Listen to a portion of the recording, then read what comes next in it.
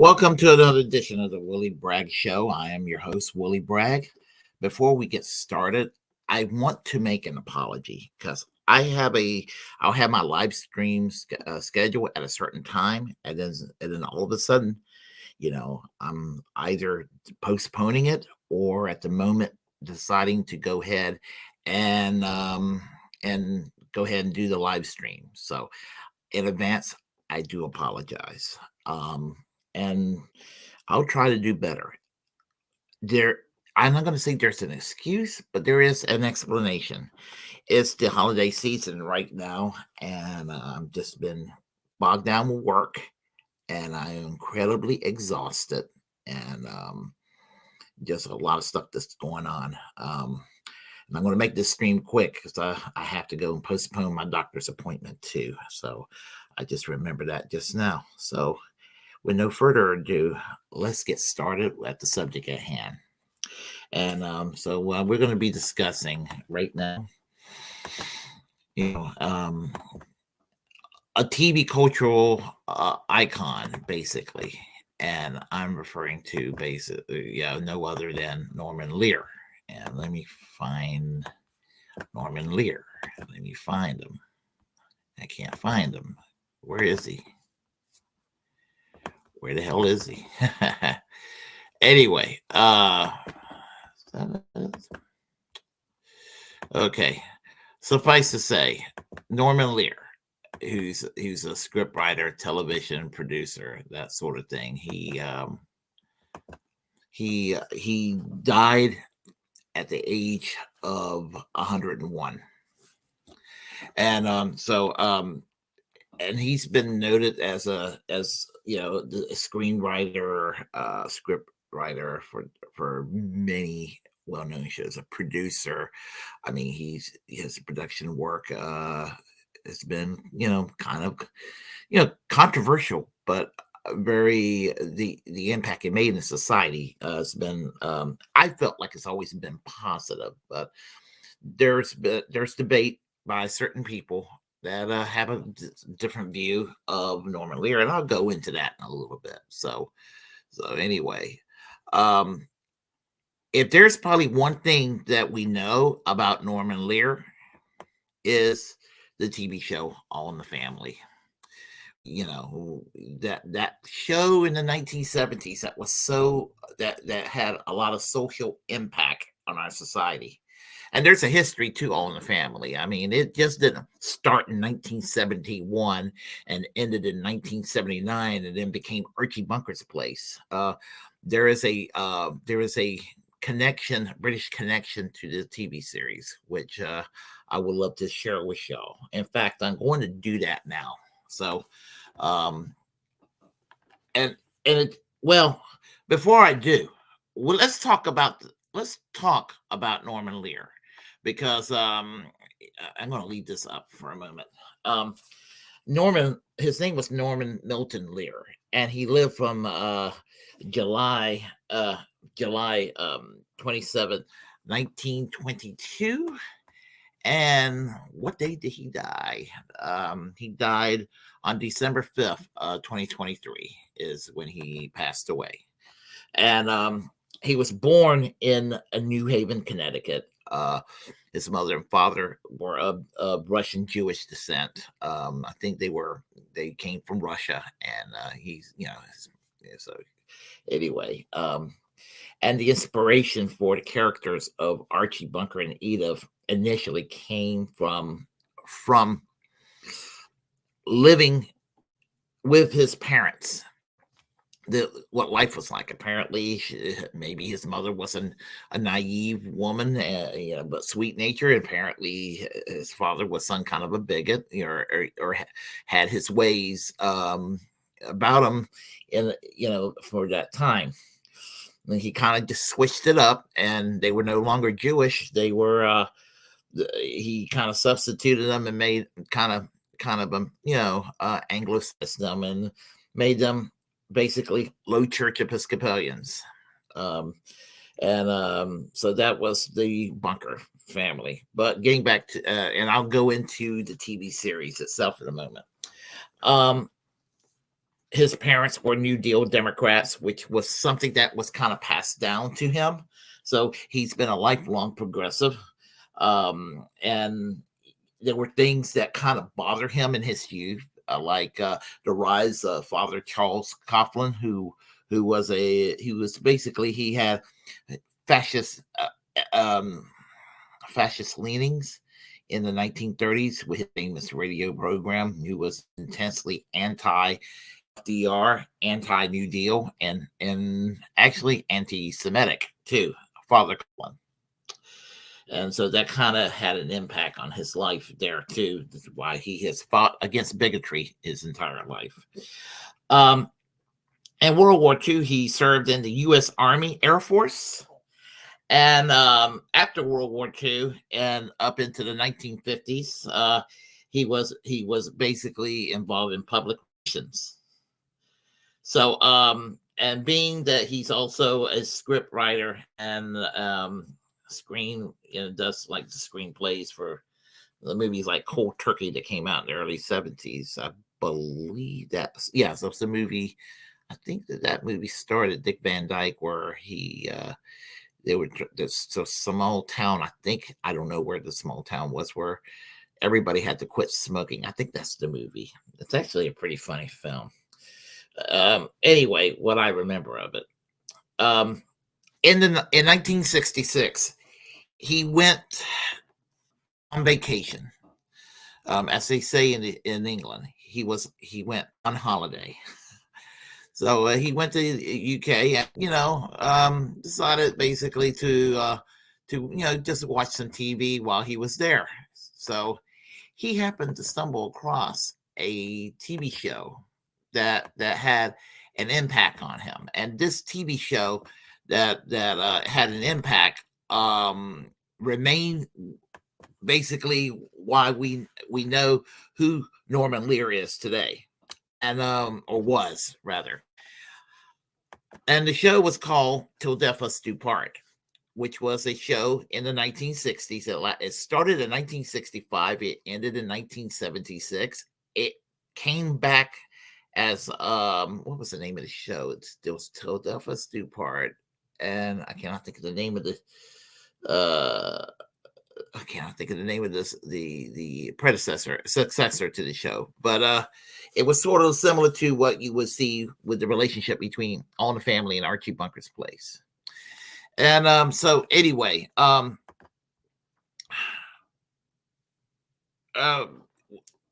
watching the show, it was basically about a working class Tory by the name of Alf Garnett. And Alf Garnett, his wife, was let's see, Elsie was his wife's name, and she was kind of not very bright person, a very simple person in a way, but she was feisty, and she fought with Alf.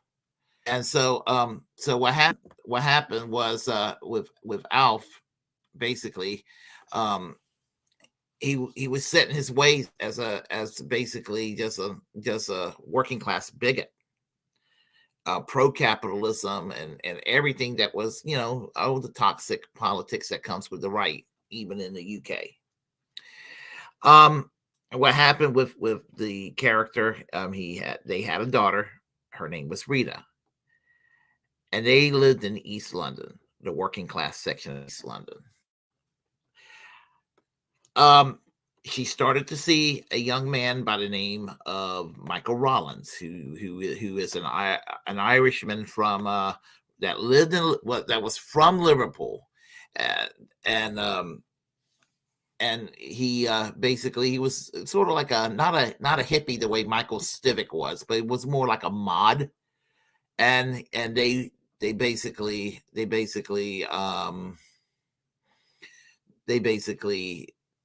started dating, and they would marry, and they would move in. He would move in with the Garnett family, and Michael and Alf will fight about politics all the time. Doesn't that sound familiar? and it was about the culture war of its day in the UK, that sort of thing. So, and that's what the series was about. And a word about Michael Rollins. You can see what he looks like there, a young guy right there beside Rita. Um, he in real life, he was the real life father-in-law of Tony Blair. Anthony Booth was his name. The actor that played Michael Rollins.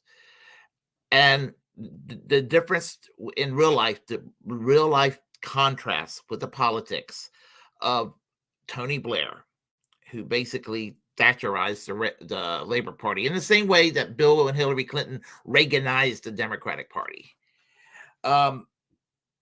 He, in real life, just like the Michael Rollins character on TV, was a far left wing socialist.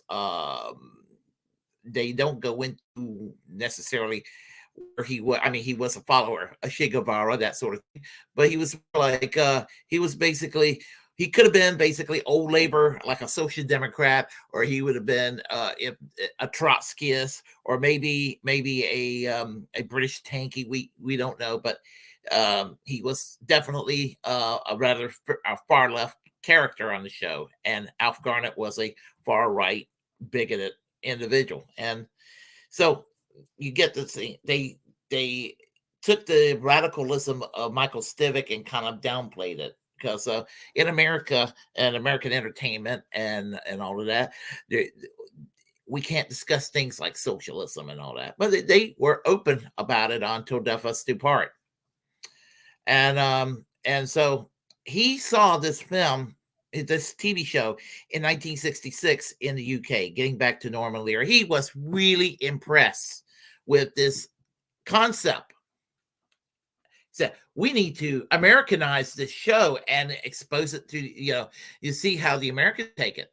Well, the three TV networks between the year 1967 and 1971, when the final pilot was actually aired as part of the All in the Family, the three TV networks would not have any of it, because it was just too radical for its time, and just it was too taboo for its time.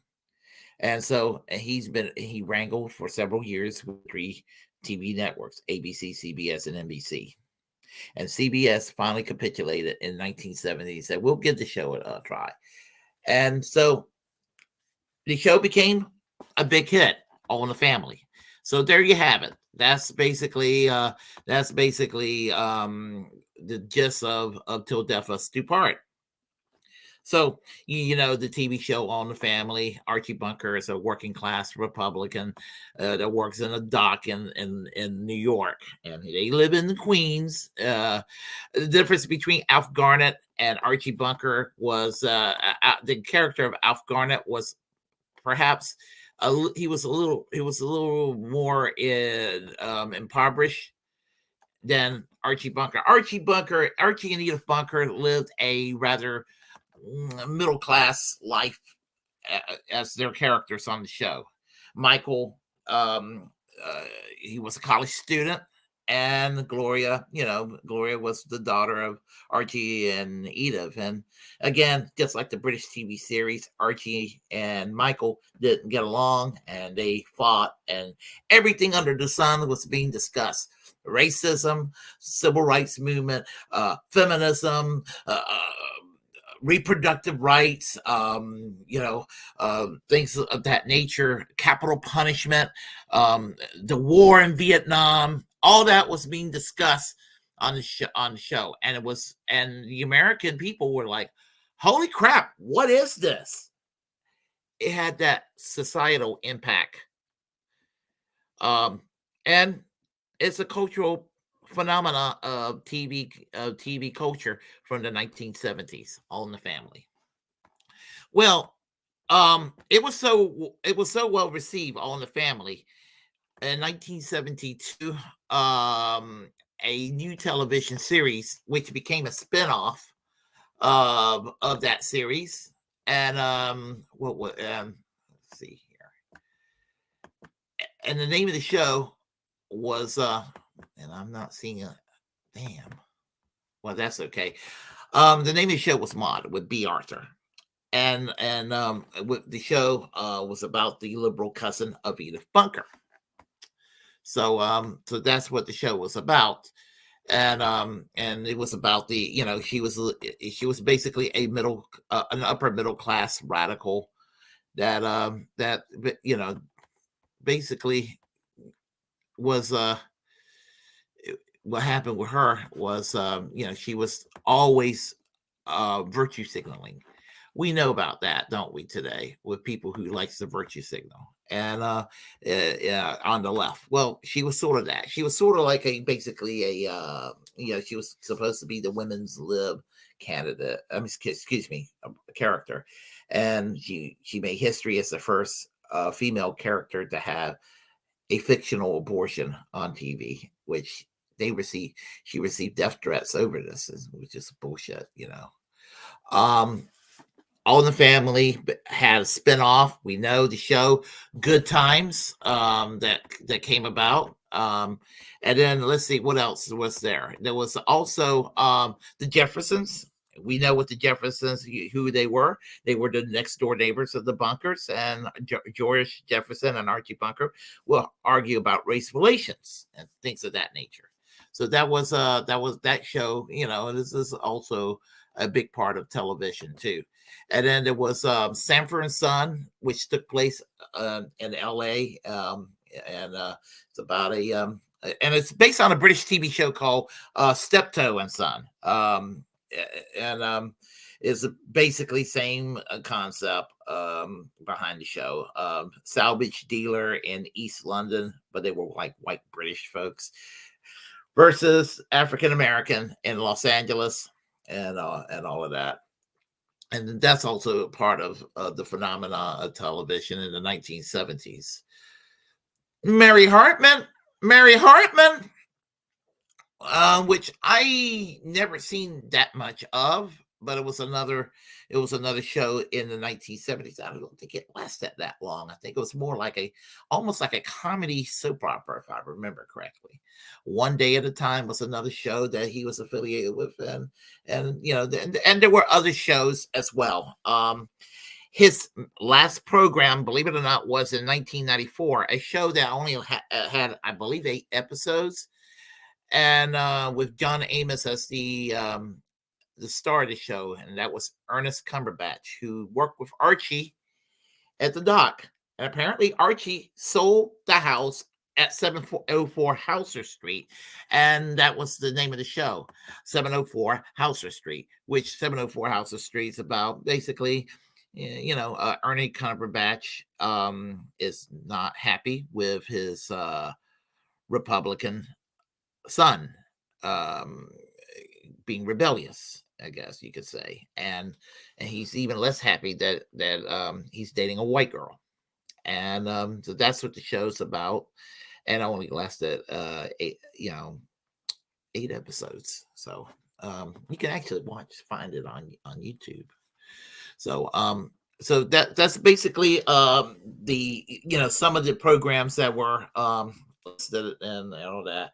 And I didn't show some of the other graphics because I was having graphic problems and all that. I apologize.